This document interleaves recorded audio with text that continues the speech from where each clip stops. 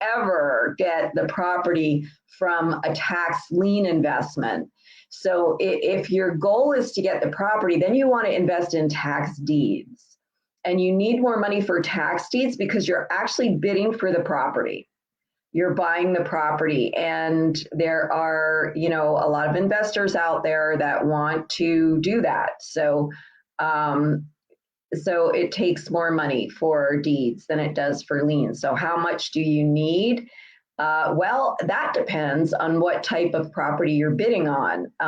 If you're bidding for deeds and you're bidding for land, then you need less money than you need if you're bidding on houses.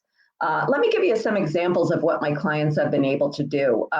Recently, I had one coaching client buy her first redeemable deed in Texas, and she spent over $10,000. She spent about 13,000 and change to get a redeemable deed on land. Okay, so between 5,000 and 20,000 is what you need for land if you're buying deeds or redeemable deeds.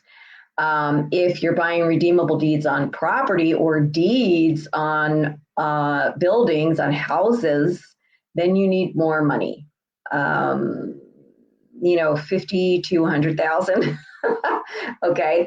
All right. Now, liens, you could get started with a lot less money. As a matter of fact, I was at a tax sale yesterday where there were a couple of liens that I could have gotten at 18% because none of the other bidders wanted them. And the reason they didn't want them is because they were so small. They were under $100. And when you buy a lien under $100 in New Jersey, you don't get any penalty on the certificate amount. You get the interest rate. In this case, you could have gotten 18%. But when you have to record the lien with the county, you have to pay $50 for that, which you get back when the lien redeems. But the chances are that these liens, because they're so small, are going to redeem right away, and you're not going to make much money on them. And there's not much money to be made on just the certificate amount.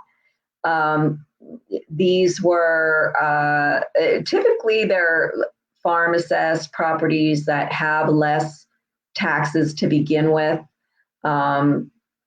So you can get small liens for very low prices, but in some states it doesn't pay to buy them. For instance, if you're going to the Arizona online tax sales and you get liens that are, under $100, well, you have to pay $10 for each of the liens that you get in these online tax sales in Arizona, and you don't get any interest on part of what you pay. You don't get any interest on that extra $10 that you pay to the auction company for doing the online sale, and the county charges you $10 built into the price of the lien that you don't get interest on. So it really doesn't pay to buy those small liens in some states. In New Jersey, you don't get extra charges that you don't get back or don't get paid on. But even if you're making 18% on $100, well, that's, it's only $18. So you'd have to have a lot of those little liens to make money on them. But yes, you can start with a little bit of money, but you're not going to make you're not going to make much on a little bit of money, because the more you have to invest, the more money you're going to make. And the bigger the liens are, the less you have to go out and buy in order to get your money invested. So the better tax sales that I like to go to are the tax sales where you pay premium or the price of the redeemable deed gets bid up. Or in some states like Indiana, you pay premium and you get interest, you get a return on all that you bid, all that you pay. You get to put more money away on each lien because you're paying more money to get it. But this is a way that you don't have to go to as many sales, you don't have to buy as many liens, and it's just a more efficient way.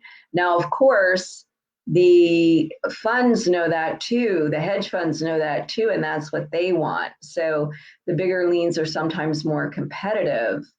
Um, so you need more money to invest. So, okay, bottom line is, how much do you really need for liens?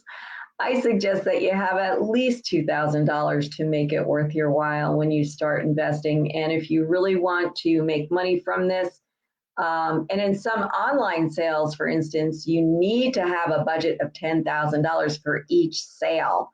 In New Jersey, you need to have a budget of $10,000 for each sale. In Indiana, you're paying premium, so you're going to need a little bit more money there too. Other states where you pay premium for liens, Mississippi, Alabama, Missouri, you pay premium for liens, so you need a little bit more money there. In Maryland, you bid premium for liens. You don't need to pay all the premium until the lien doesn't redeem, and then you pay the premium. But and in some counties, you don't pay any of the premium until the redemption period's over. But the redemption period is only 6 months.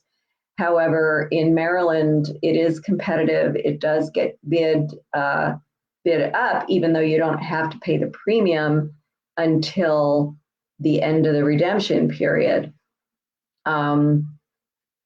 And taxes can and liens can be a little higher in the northeastern states, even in Maryland, than in the other than in the southern states like Florida, for instance. So, and even in Florida, where premium is not bid, but the interest rate is bid down, you still need a lot of money to invest because they're all online sales, and you have to put a deposit. They take that deposit to be 10% of your budget. And so whatever that deposit is, for instance, if the minimum deposit is $500, that means that you have to have a budget of $5,000 in order to invest in that tax sale.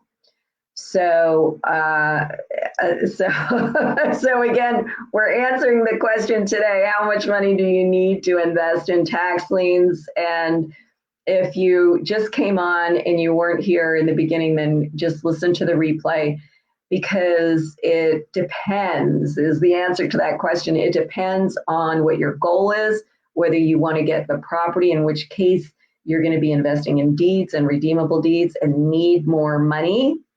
And that depends on whether you're buying land or houses. You need the most for houses.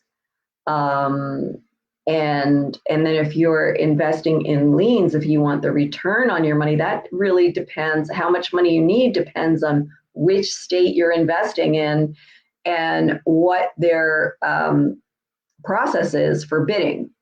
So if the interest rate is bid down, you need less money than if premium is bid, and you need more money in states where premium is bid. Okay, but as a whole, even in the states that bid down the interest and that aren't online and don't require you to put a deposit and set a budget, I suggest a minimum of $2,000. That is the absolute minimum for those states. And then where states that have the online sales, some of those states you need at least $10,000. Okay, New Jersey, you need at least $10,000 in the online sales. In the live sales in New Jersey, you don't need to have that much, but your chances of getting something other than those little liens, and you'd have to buy a lot of little liens to make it worth your while, those you could get at the live sales for less money. You wouldn't need a $10,000 budget for that. But for the online sales, you need a $10,000 budget in New Jersey. In other states, you might need less. You might need a $5,000 budget for the online sales. in Nassau County, New York, which is coming up in February, you need, I think, a $50,000 budget for that online sale because their minimum deposit is $5,000. At least that's what it was before. I don't know this year what it is because it's not online yet.